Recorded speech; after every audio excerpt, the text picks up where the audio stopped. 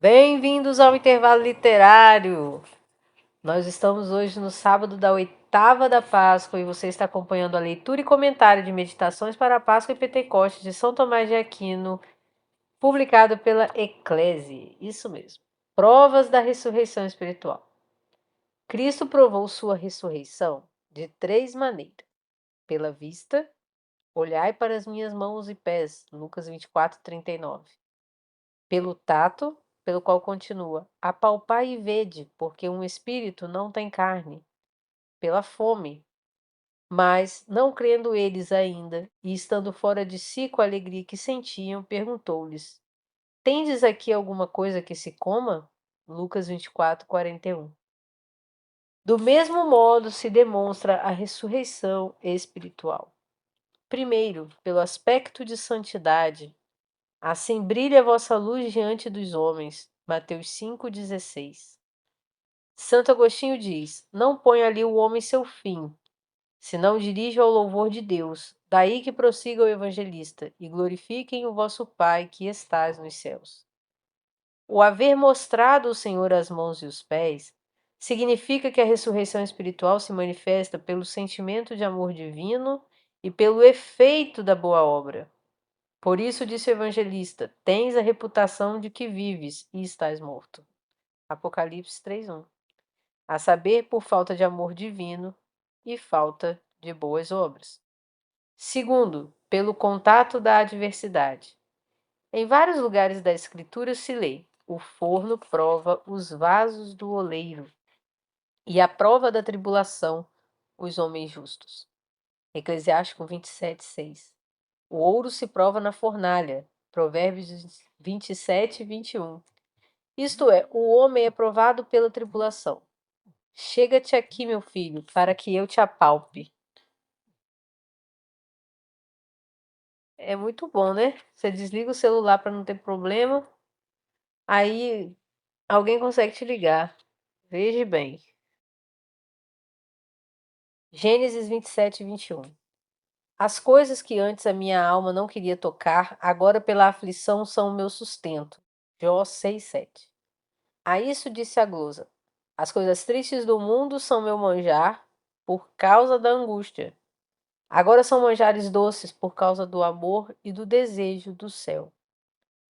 Quando o Senhor disse: Apalpai e vede, porque um espírito não tem carne, significa misticamente que o homem espiritual não se apoia nos consolos carnais, mas somente na esperança da pátria celestial, que faz que não tema padecer as asperezas da vida.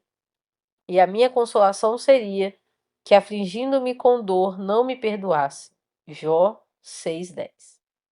Terceiro, pelo saborear da suavidade interior e eterna. Afeiçoai-vos às coisas que são lá de cima. Colossenses 3:2. Por isso diz São Bernardo: aquele que depois das lamentações da penitência não retorna aos consolos carnais, senão que se abandona com confiança à misericórdia divina e se adentra na devoção e gozo no Espírito Santo, e não tanto se compugne com a recordação dos pecados passados, quando se deleita em recordar e se inflama do desejo dos prêmios eternos. Este certamente ressuscitará com Cristo, porque o deleite santo não é para aquele que está preocupado com os desejos mundanos. Nem podem mesclar-se as coisas verdadeiras às vãs, as eternas com as caducas, as espirituais com as carnais, as ínfimas com as sublimes, de modo que aprecie igualmente as do alto e as da terra. Que o Senhor tome parte do peixe assado e do favo de mel simboliza misticamente que os ressuscitados espiritualmente devem apreciar de antemão o dulçor de sua divindade e humanidade, simbolizadas pelo peixe assado e pelo favo de mel. São Gregório diz que cremos que significa o peixe assado, senão o crucificado mediador entre Deus e os homens. Ele se dignou ocultar-se nas águas do gênero humano, quis atar-se ao fio da morte, e foi como que assado pela tribulação no tempo de sua paixão. Porém, o que se dignou fazer esse peixe assado na paixão foi para nós favo de mel na ressurreição. E o que quis que a tribulação de sua paixão fosse figurada no peixe assado, quis assim mesmo expressar as duas naturezas de sua pessoa no favo de mel. porque o favo é mel na cera. O mel na cera é a divindade na humanidade. Então, pessoal, essa foi a leitura de sábado. E enquanto eu estava lendo aqui, ó, gente, eu estou lendo esses textos e fazendo a meditação junto aqui da leitura, tá bom? Não li eles de antemão. Eu estava pensando aqui que essa junção, né, da ressurreição, né, do corpo com as chagas, como nós lemos ontem, e um corpo ressuscitado que come, né, que tem fome, que quer, que busca os amigos e tal. Como que nossa vida precisa ter essa consciência da imortalidade, né, da nossa alma? Como que o divino e o eterno se juntam na nossa vida comum? Como que a nossa rotina tem reflexos eternos, né? Porque nós estamos ressuscitados com Cristo. E aí que São Tomás vai falar aqui da ressurreição espiritual, ou seja, nós estamos ressuscitados espiritualmente, né? Nosso corpo ainda vai morrer, padecer, e depois vai ser ressuscitado o corpo como está o corpo de nosso Senhor Jesus Cristo. Mas espiritualmente nós já morremos em Cristo e já ressuscitamos. Como que é essa aparência, né? Jesus tinha a aparência das chagas, de vez em quando ninguém reconhecia ele, eu acho isso muito interessante.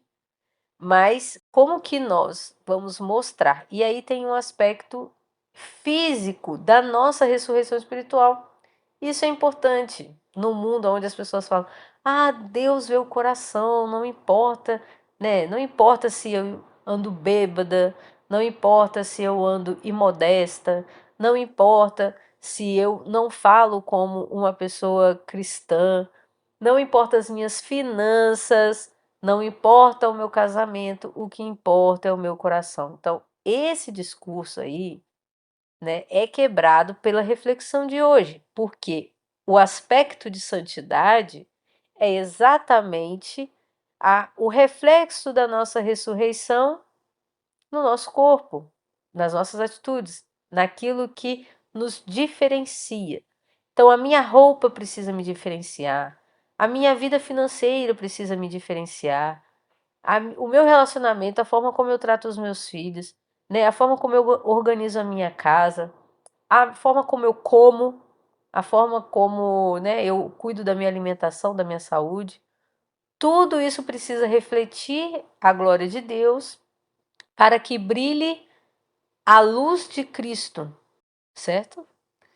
E tem que ser, né, uma coisa tem que espelhar a outra. E é muito, muito ruim quando você tem um aspecto de ressuscitado, você quer forçar aquela imagem, mas por dentro não tá legal, né? É o que está escrito lá em Apocalipse 3:1. Tens a reputação de que vives e estás mortos.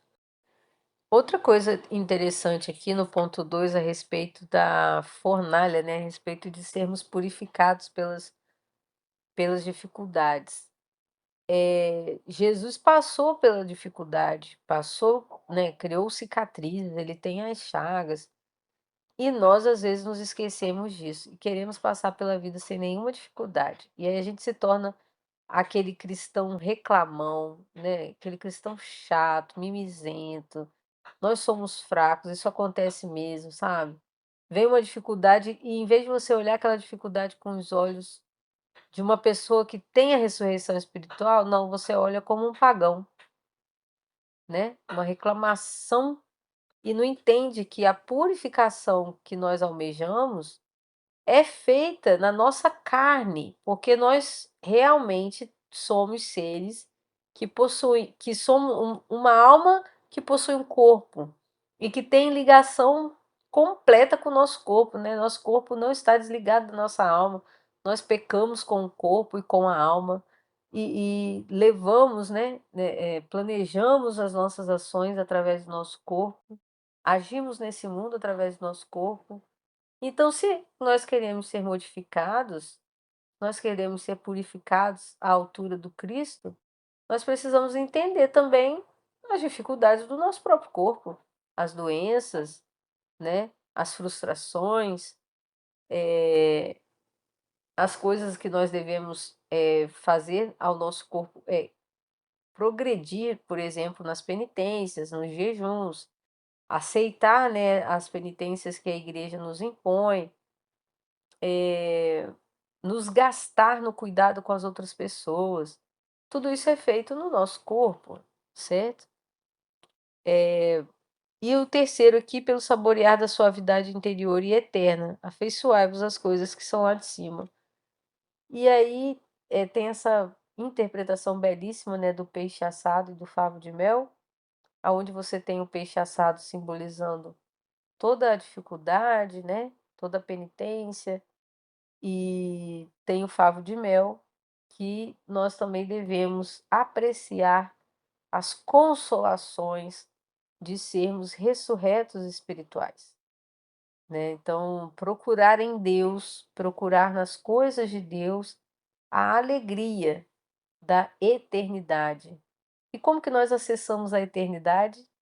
Eu já falei isso, e, né, eu lembro que eu falei isso lá no Eduardo Faria, que os sacramentos são a eternidade, a missa é a eternidade, e você acessa a eternidade praticando as mais antigas disciplinas da nossa fé.